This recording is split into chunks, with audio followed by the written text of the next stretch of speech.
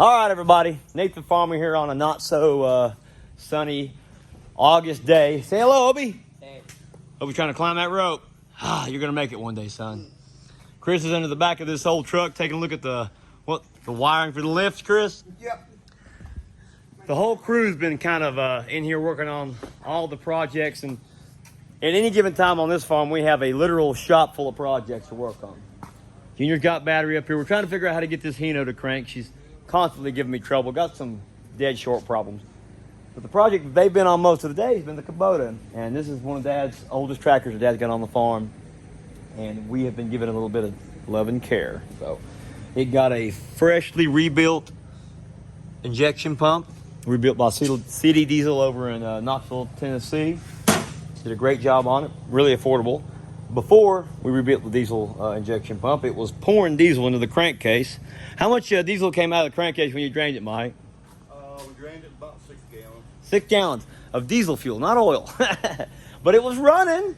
She was running. There you go. Goes to show you, Kubota, they'll run on diesel in the crankcase. So, kind of proud of this thing. So, anyway, we always had trouble priming this motor. You know, as you can tell, it's still gummed up. We wanted to get it running first. Then we're going to yank it apart, do a little work on the clutch and the transmission. But this is a tractor that I love, and it's been around since I was a little boy. And we just want to have it on the farm to use it when we need it. You know, it should have been into retirement a long time ago, but that wouldn't have done any justice on darn farms. So they have bled this thing and bled it. The problem is this little hand pump will only do so much. You actually have to crank on it to get the fuel from the injection pump up through these lines to the injectors. You'll see a little bit of fuel down in here now. It's because we've been cranking on it, but after a while, cranking on it, it really heats the starter up. And let me tell you something, I've run some starters through this tractor trying to get it to prime. This is a notoriously difficult tractor to get the diesel through the injection pump into the injectors to get it to crank. I try to avoid using ether or starting fluid in your tractors because the old timers would say they'll get kind of dependent on it. They'll like it, and after that, you have to give it to them. But we've been cranking on it to a point that I'm concerned the starter's going to go bad. And the only other option will be to take it outside, hook it to a chain, keep pulling it around till it cranks. And I don't know if we can get it out of here right now. I'm just going to give it a little bit of ether because it's had it before. We'll shot up in here in the intake, and we're going to crank back on it until it starts to hit. You'll notice like some white steam coming out of the muffler. Then you'll start seeing a white smoke, and that white smoke is that unburnt fuel getting into the cylinders of the motor. Hey, Obes, you going to watch for a minute? Help me? Okay. And then once it hits, it gets loud. You'll see that start cracking, and the black soot will come out of there, and that's when we got burnt fuel. So white smoke, not steam-looking stuff, but actual smoke. The white steam you see is actually compression, pushing what little bit of vapors out of the cylinder. When it starts turning into white smoke, that's unburnt fuel. Then when it's burnt, it turns black. Ready to try this, Obi? All right, I'm going to give you the starting fluid. When I tell you to, just take it and give it like a 1/1000 spray up in here, okay? Y'all good if I do it without you over here? I know it's your baby. You've been on it. We've still got 2 loose injectors right here. We got them cracked. And if it starts to hit a lick, it'll start throwing out the diesel out. Now, it's probably going to hit on that ether, but it'll die if it don't get diesel. So we get ready? All right. 1 second spray. Go. 1/1000.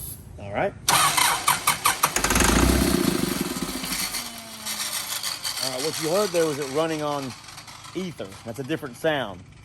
Now we're going to do it again. I want you to give it a little bit, just kind of click it and just kind of hit it again. 1/1000, let it run for a second and hit it again. You don't want to overdo it with ether because it'll kind of run away with you, all right? Does that make sense? Don't overspray the ether. Just go ahead and give it a 1 second spray. 1/1000.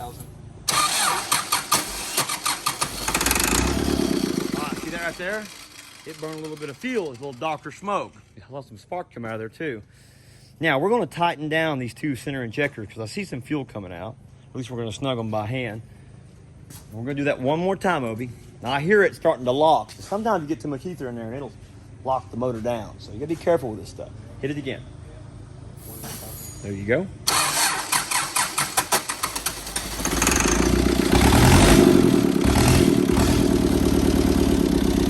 She's running on her own now.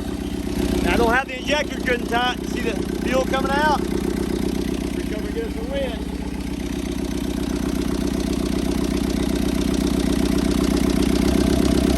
Here it start changing.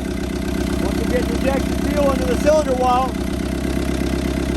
there it went. I can't take all the glory. Junior and Chris and Mike did most of the work on that.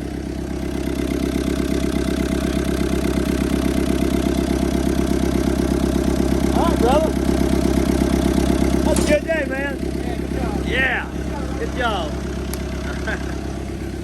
All right, so the original problem with this tractor was we kept filling up the crankcase with diesel fuel, and I knew it had something to do with the injection pump, because the injection pump lives in a bath of diesel on the inside. And there's a seal for the shaft that goes through and hits the gears that run off the crankshaft that kind of turn the injection pump and make it work.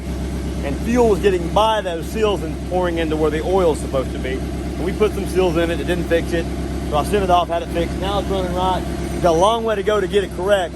But she's running, and that makes me happy. It makes me real happy because it's going to make my dad happy. He loves that tractor. It's got a lot of stories to tell.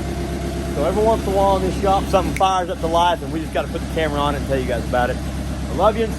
Step outside of where you can see me. Got that little tractor going too there today. See, there's all a little project work on around here.